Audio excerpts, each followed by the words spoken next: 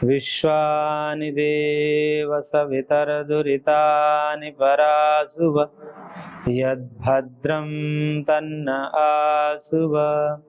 ॐ सहना भवतु सहनौ भुनक्तु सह वीर्यं करवावहै तेजस्विनावधीतमस्तु मा विद्विषावहै। ॐ कृष्णाय वासुदेवाय हरये परमात्मने प्रणतः क्लेशनाशाय गोविंदाय नमो नमः। ओम श्री परमात्मा नमः।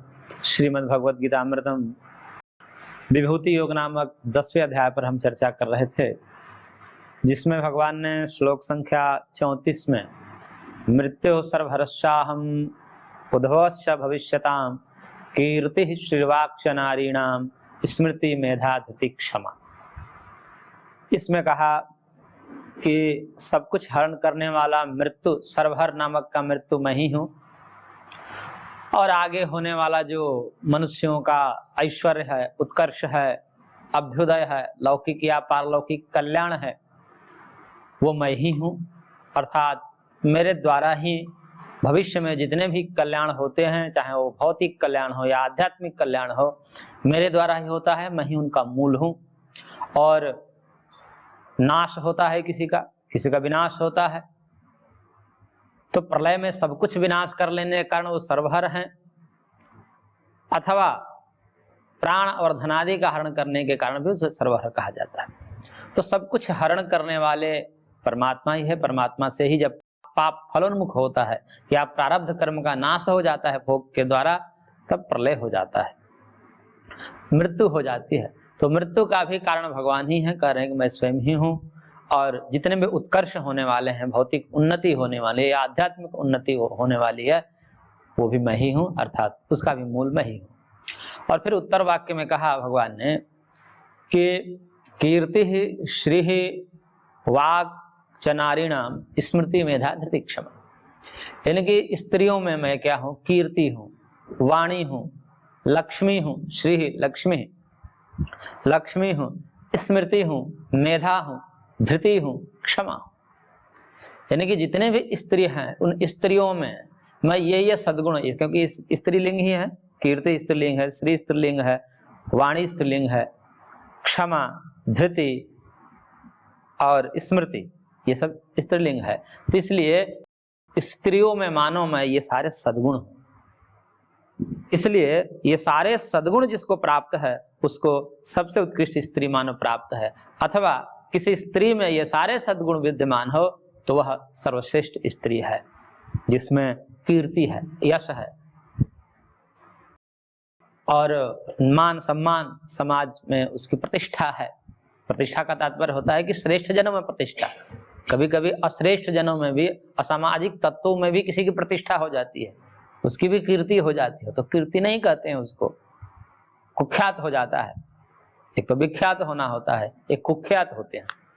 तो यहाँ पर विख्यात हो गया, कीर्ति हो गई उसकी अच्छे कर्मों में, और अच्छे लोगों के जुबान पर उसके नाम है, नाम लेते हैं ऐसे व्यक्ति, उसको कीर्ति कहते हैं। श्री है, धन ऐश्वर्य से विभूषित है इस प्रकार से, और वह धर्म युक्त धन से ऐश्वर्य से विभूषित है। वाणी है, दिव्य वाणी प्राप्त है, क्योंकि वाणी को जो है वेदों में ब्राह्मण की गौ कहा गया है। ब्राह्मण की गौ अर्थात तो वाणी कामधेनु है। यह, इससे सब चीज प्राप्त किया जा सकता है और सब चीज गवाया भी जा सकता है। एक वाणी ऐसा है कि इससे कुछ ऐसा शब्द बोल दीजिए सब कुछ बर्बाद हो जाएगा, तो कुछ ऐसा शब्द बोलिए जिसके हृदय को आंदोलित कर दे, हृदय को प्रभावित कर दे और आपके तरफ आकर्षित हो जाए, आपको सर्वस्व देने के लिए न्यौछावर हो जाए, ऐसे भी वाणी होती है। तो ये वाणी ही मानो उत्तम स्त्री है, और स्मृति सब कुछ याद हो जाए, सब शास्त्रों के उद्धरण, सब शास्त्रों के प्रसंग, सब शास्त्रों के श्लोक मंत्र इत्यादि प्रकरणशः याद हो, ये बहुत बड़ी उपलब्धि है। मेमोरी प्राप्त हो किसी को इस प्रकार से स्मृति, मेधा और वो धारण भी हो, ऐसा नहीं कि एक बार याद हो गया फिर भूल गए। कई ऐसे होते हैं बच्चे की याद कर लेते हैं तुरंत, फिर कल पूछे भूल गए। स्मृति तो है उनकी लेकिन मेधा नहीं है, धारण करने की क्षमता नहीं है। तो मेधा जो है वो धारण करने की शक्ति है, उसको मेधा कहते हैं, स्थिर हो जाए उसमें। और धृति धैर्य, क्योंकि धैर्य को धर्म का सबसे प्रथम लक्षण माना महर्षि मनु महाराज ने। धृति क्षमा दमस्त्यम शौचम इंद्रियम निग्रह धीर विद्या सत्यम क्रोधो दशकम धर्म लक्षण।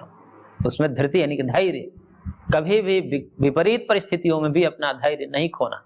विपरीत परिस्थिति का मतलब होता है दुख, दुख की स्थिति आ गई, दारिद्र्य की स्थिति आ गई, सामने कुछ दिख नहीं रहा है, ऐसी स्थिति में भी अपने धैर्य को न खोना और धृति पूर्वक उत्साह पूर्वक उससे आगे निकलना। क्योंकि रात है तो दिन होगी, दुख है तो सुख भी होगा, इस आस में धैर्य रख करके और उसको उससे बाहर निकलने का प्रयास करना चाहिए। तो धृति वहां पर धैर्य ही बाहर निकलने में कारगर उपाय होता है, क्योंकि छटपटाने से कुछ होने वाला नहीं है। इसलिए धृति सबसे प्रथम गुण कहा धर्म के विषय में। तो धृति होना चाहिए। और क्षमा, क्षमा कि किसी के गाली देने पर भी, किसी के द्वारा थोड़े से बोल देने के बाद भी क्षमा कर देना, उसको क्षमा कर देना। बदले की भावना न रखना कि उसने मेरा अनिष्ट किया है मैं भी इसका अनिष्ट करूंगा, इस प्रकार से नहीं सोचना चाहिए। क्योंकि सज्जनों का काम है कि दुष्ट की दुष्टता को भी क्षमा कर देते हैं। तो क्षमा करना यह उत्तम स्त्री है समस्त स्त्रियों में, तो इसलिए क्षमावान होना, इस प्रकार से भगवान ने यह सब स्त्रियों में उत्तम स्त्री कहा। यह सद्गुण है मानव। इसकी पौराणिक कहानियां भी आती हैं कि ये सब दक्ष की कन्याएं हैं, धर्म से ब्याही गई थी और उनसे भिन्न भिन्न प्रजाओं की उत्पत्ति हुई थी। जैसे कीर्ति, श्री, स्मृति, मेधा, धृति, तो 5 बता ही दिया भगवान ने। और उसके अतिरिक्त पुष्टि, श्रद्धा, क्रिया, लज्जा और मति, ये सब जो है दक्ष की कन्याएं हैं। और धर्म के साथ इनका ब्याह हुआ तो उससे प्रजाएं उत्पन्न हुई, इस प्रकार से वर्णन आता है। तो इस प्रकार से भगवान ने यहाँ पर स्त्रियों में उत्तम में कीर्ति, श्रीवाक्ष नारीणाम, स्मृति, मेधा, धृति, क्षमा, ये कहा। अब आगे कह रहे हैं बृहत्साम तथा सामनाम गायत्री छंदसामहम मासानाम मार्गशीर्षोहम ऋतूनाम कुसुमाकरः। कह रहे हैं कि तथा सामनाम हम बृहत साम, साम होते हैं, गान की पद्धति का नाम साम है। वेदों का गान जो होते हैं उसमें कई प्रकार के साम होते हैं, 10 प्रकार के साम होते हैं। उन सामों में कह रहे हैं कि जो मैं बृहत साम नाम का जो सर्वश्रेष्ठ है साम, वह मैं बृहत साम हूँ, ये वेदों से संबंधित है। और छंदसाम गायत्री हूँ, छंदों में मैं गायत्री हूँ। गायत्री छंद को सर्वश्रेष्ठ छंद माना है, जिसमें ये गायत्री मंत्र जो है वो गायत्री छंद में होने से उसको गायत्री मंत्र कहा जाता है। छंद के नाम से उसका नाम रख दिया जाता है कि गायत्री है, 24 अक्षरों की गायत्री है, इस कारण से उसको जो है गायत्री नाम रख दिया जाए। उसके गायत्री मंत्र का नाम नहीं है, छंद के आधार पर उसका नाम रख दिया गया है। तो छंदों में मैं गायत्री हूँ, सामों में मैं बृहत साम हूँ, ये दोनों वेद से संबंधित है। और मासा नाम मार्ग शीर्षो हम, महीनों में, मासों में मैं मार्गशीर्ष, मार्गशीर्ष जिसको कहते हैं, अगहन भी उसको कहते हैं, अगहन, मार्गशीर्ष, अगहन, जो मासों में मैं मार्गशीर्ष हूँ। मार्गशीर्ष का नाम ऐसे होता है कि जिस महीने के पूर्णिमा में मृगशिरा नामक नक्षत्र आवे उसे मार्गशीर्ष कहते हैं। तो मार्गशीर्ष नक्षत्र जो है, इस नक्षत्र में जो है एक इष्टि होती है, उसको आग्रहायण ऐसा कहते हैं। आग्रहायण इष्टि का नाम है, जिसमें नए फसल आते हैं, उस समय अगहन में धान वगैरह जो है फसलें आ जाती हैं। इसलिए अगहन के विषय में किसानों में प्रसिद्धि है कि अभी हमको जैसे एक महीना होता है भादो, और एक अभी सावन के बाद भादो आएगा, सावन उसके बाद भाद्रपद, और फिर उसके बाद 2-3 महीने के बाद अगहन आता है। तो भादो में ऐसा किसानों में प्रसिद्धि है। पहले अब तो उन्नति हो गई, तो पहले कहते हैं कि यदि कोई, जैसे कोई गरीब व्यक्ति है, अभावग्रस्त है, तो उसका अभाव का पता भादो में पता चल जाएगा। ईंधन खत्म हो जाएगा, भोजन की जो रसद सामग्री सब खत्म हो जाएगी। इसलिए उसको अपने जो मालिक जन होते थे, गृहस्थ जो खेतीहर, उन पर निर्भर रहना पड़ता था। इसलिए वो जब कभी भी ऐसा कुछ, जैसे बड़े लोग कहते हैं कि छोटे लोग कुछ वो करने लगे गरीब इत्यादि, तो कहते हैं कि अभी भादों में आना, अभी तो तुम जो है कर रहे हो, भादों में फिर पूछेंगे तुमसे। कहने का तात्पर्य कि भादों में सब कुछ अभाव रहता है, क्योंकि जो घर की संपत्ति थी, पैसा रुपए तो सब खेत में लगा देते हैं, सब खाली हो जाते हैं और फिर इंतजार करते हैं अगहन की। इसलिए कहते हैं भाई तुम्हारा जो भी पैसा मैं सब अगहन में चुका दूँ। तो अगहन की किसानों में प्रसिद्धि है कि अगहन जो है में सारे फसल तैयार हो जाते हैं, पककर आ जाते हैं। इसलिए वहां पर वेदों ने विधान किया कि ऐसे जो काल है जहां पर खेतों से नए अन्न आ जाते हैं, नवान्न, उसकी इष्टि होती है, उसे आग्रहायण कहते हैं। आग्रहायण नाम की इष्टि उसको नाम है, तो वो अगहन में ही आती है। और इसी आग्रहायण इष्टि जो अगहन में होती है, इसी का अपभ्रंश अगहन बन गया। आग्रहायण इष्टि जिसमें होती है, इसलिए इसका अपभ्रंश अगहन बन गया। तो मासा नाम मार्ग शीर्षो, और कहते हैं कि इसी अगहन में भगवान ने गीता का उपदेश दिया था। एकादशी, मार्गशीर्ष एकादशी के दिन जो है भगवान ने, शुक्ल पक्ष एकादशी मार्गशीर्ष, भगवान ने गीता का उपदेश दिया था, इसलिए इसको उत्तम कहा जाता है।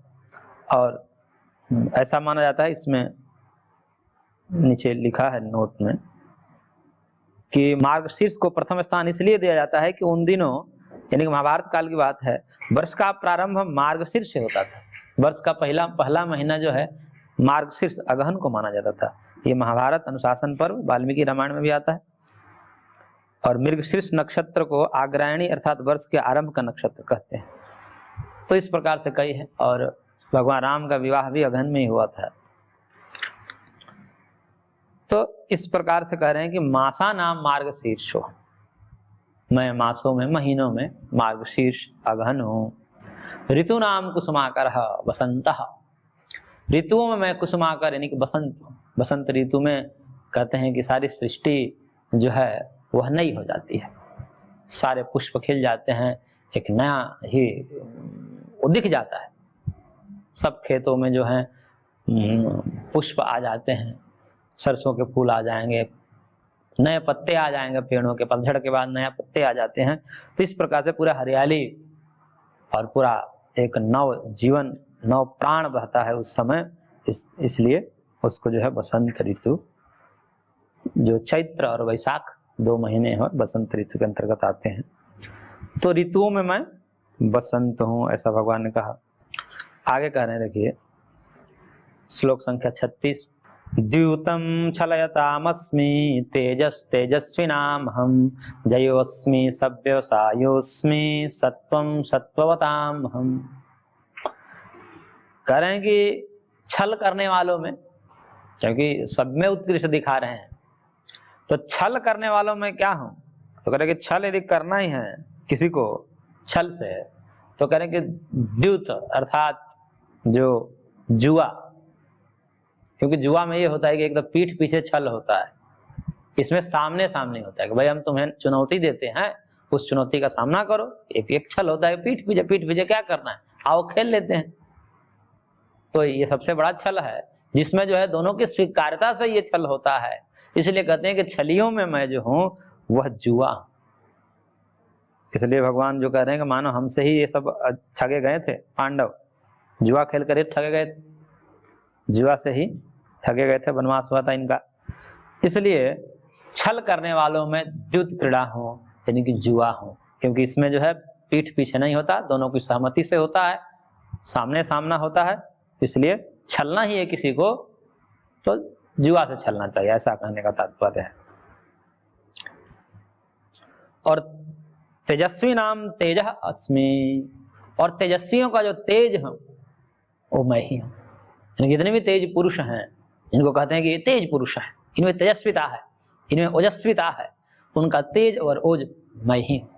मेरे से ही वो तेजस्वी है। लोग उनके गुणगान करते हैं, उनकी प्रशंसा करते हैं, और व्यक्ति स्वयं को अपने को समझता है कि मैं इतना तेजस्वी हूं कि मेरे पीछे लोग इतने हैं, मेरे वाणी सुनने के लिए लोग ललायित हैं, मेरे से बात करने के लिए, मेरे से फोटो खिंचवाने के लिए ललायित है। इस प्रकार से अपने आप को अहम करता है कि मेरे में इतना सामर्थ्य है। भगवान कह रहे हैं कि उसका तेज मैं ही हूं।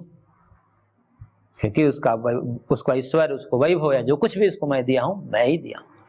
इसलिए तेजस्वियों का तेज मैं ही हूं। जिस दिन वो तेज खींच लेते हैं भगवान, उस दिन कोई नहीं पूछता, सब फिर गाली देने लगते हैं।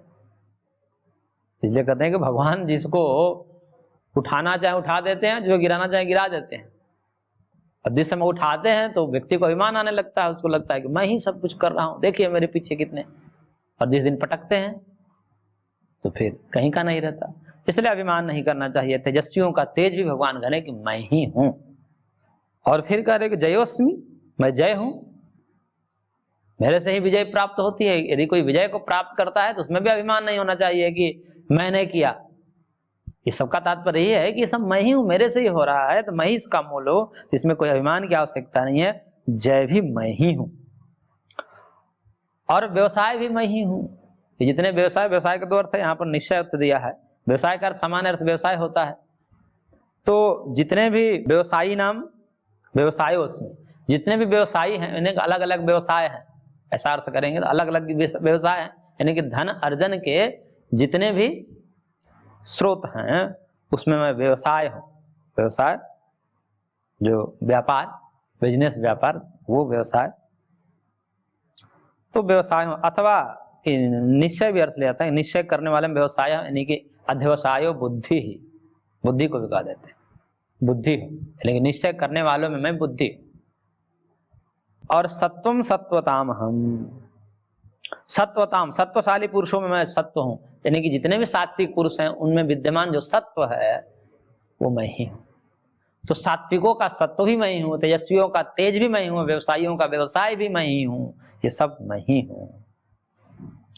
और आगे कह रहे हैं भगवान, वृष्णीनां वासुदेवोऽस्मि पांडवानां धनंजयः मुनीनां अप्यहं व्यासः कवीनां उशना कविः। कह रहे हैं भगवान, वृष्णीनां वासुदेवः, अहम वृष्णि वंश में, क्योंकि भगवान जिस वंश में उत्पन्न हुए उनके कोई पूर्वज का नाम वृष्णि है।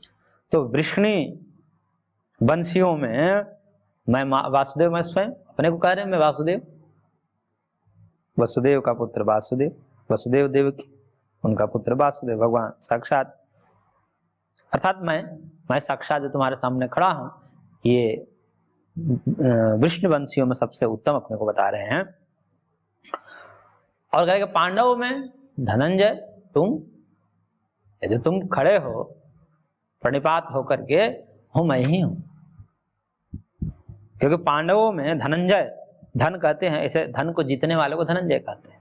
और ऐत्रेय ब्राह्मण में कहा कि राष्ट्राणि वै धनानि, ये राष्ट्र ही धन है, राष्ट्र ही धन है। और राष्ट्र रूपी धन को जीता था अर्जुन ने, इसलिए उसको धनंजय कहा जाता है। बहुत सारे राष्ट्रों को जीत करके, और वो भी ऐसा क्रूरता से नहीं जीता था, उतना ही धन उनसे जीत करके उतने ही धन लिया जितना यज्ञ के लिए आवश्यक था। और फिर यज्ञ करा कर, क्योंकि क्षत्रियों में एक उत्तम क्षत्रिय तब माना जाता है, उत्तम राजा तब माना जाता है कि जब वह अश्वमेध याग करके और यह बता दे कि मेरे राज्य में किसी को कोई समस्या नहीं है। अश्वमेध का तात्पर्य होता है कि अश्वमेध, अश्व छोड़ा जाता है और वह अश्व जो है अपने राज्य में, अपने देश में पूरा भ्रमण करता है। और एक प्रकार के उत्तम राज्य का लक्षण के रूप में घोड़े को छोड़ा जाता है कि किसी को कोई समस्या नहीं होनी चाहिए, हमारे राज्य में सब कुशल मंगल है, किसी को कोई कष्ट नहीं है, इसके लिए छोड़ा जाता है। यानी कि वह राजा अश्वमेध के अधिकारी है जो यह दावे के साथ कह सकता है कि मेरे राज्य में कोई दुखी नहीं, किसी का शोषण नहीं हो रहा है। इस प्रकार के जब राज्य की स्थापना यदि कर लेता है तब वह अधिकारी बनता है अश्वमेध का। और इसी अश्वमेध याग के निमित्त से अर्जुन ने राष्ट्रों को जीता और उतना ही धन संचय किया जितना यज्ञ के लिए आवश्यक है, शोषण नहीं किया। इसलिए समस्त क्षत्रियों में, समस्त योद्धाओं में कह रहे हैं कि मैं धनंजय था तुम हूं, और विष्णु वंशियों में मैं स्वयं साक्षात वासुदेव मैं हूं। इस प्रकार से भगवान ने कहा। और मुनि नाम व्यासो, करेगा मुनियों में मैं व्यास हूं, व्यास मुनि। तो मुनि मननाथ, क्योंकि पीछे भी एक मुनि की चर्चा आई थी, तो वहां पर सिद्धा नाम कपिलो मुनि, सिद्धों में कहा भगवान ने कि मैं कपिल मुनि हूँ। अब यहाँ भी मुनि की बात कर रहे हैं तो 2 बार मुनि शब्द जो आता है तो इसलिए अलग अर्थ करना पड़ता है। वहां तो जो है मुनि अर्थ ठीक है, जो सिद्ध हैं, जो ऋषि मुनि जिसको कहते हैं सिद्ध हैं, तो सिद्धों में मैं मुनि जो कपिल हूँ। लेकिन यहाँ पर फिर दोबारा मुनि ही कह रहे हैं, मुनि नाम अपि हम व्यास, तो यहाँ पर मननात्, मनन चिंतन, मेधावी, क्योंकि व्यास जी के विषय में कहा जाता है कि व्यास उच्छिष्टम जगत सर्वम, व्यास जी के जूठा ही सारे विद्वान हैं। यानी कि व्यास जी ने जो जूठा छोड़ दिया, अपनी जूठन छोड़ दी, विद्वता की जूठन, उसमें जितने भी बड़े बड़े विद्वान आज तक गिने गए हैं उनके जूठन खाकर पल रहे हैं और अपने को बड़े बड़े महाकवि तक कहे गए हैं, महाकवि कालिदास इत्यादि। ऐसे कालिदास को भी लोग बाद में बना दिया कि कालिदास के ही जो है उच्छिष्ट जो है सारा जगत है। ऐसा नहीं है, कालिदास भी जो है व्यास जी के आगे कुछ नहीं, क्योंकि व्यास जी ने ऐसा कोई छंद नहीं है जिस छंद में अपनी रचना न की हो, ऐसा कुछ छोड़ा नहीं उन्होंने। जितने भी छंद हो सकते थे, जितने भी अलंकार हो सकते थे, जितने भी उपमाएं हो सकती थी, वो सारे के सारे दे दिया है। इसलिए व्यास जी को परम मेधावी कहा जाता है। इतना विस्तार किया उन्होंने वेदों का विभाजन करके, क्योंकि ऋग्वेद यजुर्वेद साम पहले सब इकट्ठे थे, शाखाओं का विभाजन किया, अपने 4 शिष्य बनाए, चारों शिष्य को अलग अलग दायित्व दिए, फिर वहां से शाखाएं पर शाखाएं बटी वेदों की, तो इसलिए उनको व्यास कहा गया। व्यास मतलब विस्तार किया उन्होंने वेदों का विस्तार किया, शाखा पर शाखाओं में विभक्त किया। तो इतना मननशील और इतना विवेकी, इतना मेधावी कोई हो नहीं पाए। इसलिए मुनियों में क्या हो, व्यास हो, वेद व्यास। और कवि नाम उष्णा कवि ही, कवियों में मैं क्या हूं, तो कह रहे हैं उष्णा कवि। उष्णा शुक्राचार्य को बोलते हैं। तो कवि नाम यानी कि क्रांतदर्शी नाम, कवि का तात्पर्य यहाँ पर क्रांतदर्शी है, यानी कि जो त्रिकालदर्शी, सर्वज्ञ, यानी किसी त्रिकालदर्शी कहें तो त्रिकालदर्शियों में मैं उष्णा कवि शुक्राचार्य, क्योंकि शुक्राचार्य को सब पता जाता है। जब भगवान वामन के रूप में आए बलि के पास तो बता दिए थे तुम जाओगे, अब ऐसा ऐसा करोगे, छल लेंगे तुमको, वैसा ही हुआ। तो सब समझते थे, त्रिकालदर्शी थे। इसलिए क्रांतदर्शियों में, कवियों में मैं उष्णा कवि अर्थात शुक्राचार्य हूं। और भी आगे कह रहे हैं, दंडो दमयतामस्मि नीतिरस्मि जिगीषताम मौनम चैवास्मि गुह्यानाम ज्ञानम ज्ञानवताम अहम। करें कि दंडो दमयताम अस्मि, दमयताम दंड अस्मि, दमन करने में मैं दंड हूं। किसी को दमन करना है, नियंत्रण करना है, नियंत्रित करना है, वह असामाजिक तत्व हो गया है, और उस असामाजिक तत्वों के जो खुरापात हैं उसको नियंत्रित करना है, तो मैं दंड हूं। साम दाम दंड भेद में जो दंड कहा है वो मैं हूं। यानी कि दंड से व्यक्ति प्रेम की भाषा जो नहीं समझता, कहते हैं कि प्रेम की भाषा कोई समझे या ना समझे, ज्ञान की भाषा कोई समझे या ना समझे, इतिहास साक्षी है इसके कि प्रेम की भाषा सब नहीं समझे हैं। कुछ लोग समझ जाते हैं, कुछ लोग नहीं समझते हैं। ज्ञान की भाषा भी सब लोग नहीं समझते, कुछ समझ जाते हैं, कुछ समझ जाते हैं। लेकिन कहते हैं कि इतिहास साक्षी है कि दंड की भाषा सबने समझा है। दंड यदि दे दिया जाए तो उनको समझना ही है। तो इसलिए कह रहे हैं कि दंड विधान को सबसे श्रेष्ठ इसलिए माना जाता है कि इससे सबको सुधरना ही पड़ता है। तो कह रहे हैं कि दंडों में मैं क्या हूं, दमन करने वाले में दमन ही करना है तो उसमें क्या हूं मैं, दंड हूं। अथवा इसको 2 प्रकार से अर्थ करते हैं, कि सामान्य अर्थ हो गया। दूसरा अर्थ करते हैं कि दम बोलते हैं सम दम उपरति तितिक्षा श्रद्धा समाधान, ये जो षटक संपत्ति कही जाती है वेदांत में, तो षटक संपत्तियों में जो है दम एक आता है। दम का तात्पर्य है इंद्रियों का दमन करना, इंद्रियों को दमन करना, नियंत्रित करना, इसको दम कहा जाता है। और उसमें मैं दंड हूं। और दंड को जो है 3 प्रकार के दंड बताए जाते हैं, जिसे त्रिदंड कहा जाता है। एक सुने होंगे कि सन्यासी त्रिदंड को धारण करता है, 3 दंड उसके पास होते हैं। मनुस्मृति में जो है त्रिदंड के विषय में कहा, वाक दंडो अथ मनोदंड काय दंडस्तथैव च यस्यैते निहिता बुद्धौ त्रिदंडेति स उच्यते। 3 दंड है, वाक दंड, मनोदंड और काय दंड, जिसे मन वाणी शरीर कहा जाता है। शरीर, मन और वाणी, ये तीनों दंड है, और इन तीनों दंडों को जो सम्यक रूप से धारण करता है, यानी कि इसको नियंत्रित करता है, वाणी को असत्य भाषण आदि से रहित होकर के जो धारण करता है, शरीर को शरीर के हिंसा आदि जो पाप है उससे हटा करके जो धारण करता है, मन को जो अश्रद्धा, नास्तिकता, परद्रव्य हरण आदि की जो अभीप्सा, लोभ इत्यादि से रहित होकर के अपने आप को धारण करता है, साधित करता है, मानव वही दंडी है।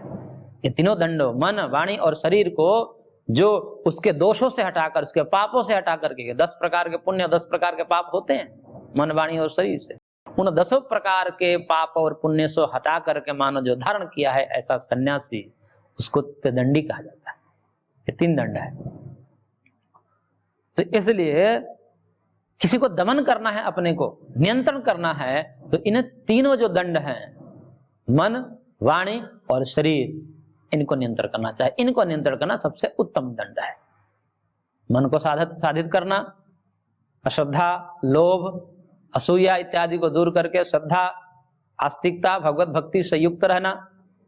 वाणी को असत्य भाषण, कठोर भाषण, असंबद्ध प्रलाप इत्यादि से रहित करके सत्य भाषण में प्रवृत्त कराना, और शरीर से हिंसा, चोरी, व्यभिचार आदि से रहित होकर के सेवा और दूसरे के उपकार में इसको लगाना, यह उसको साधना है। यही इसका दंड है, इसको ऐसा धारण किया जाता है। तो इस प्रकार से यदि किसी को दमन करना है, अपने आप को नियंत्रण करना है, तो इन 3 को धारण करना चाहिए। 3 दंड है, इन्हीं को दंड कहा गया है कि दमन करने वाला मैं दंड, यानी कि मानो ये जो 3 दंड है वही हूं, इन्हीं को संभालना चाहिए, इन्हीं को नियंत्रण करना चाहिए, मन, वाणी और शरीर को।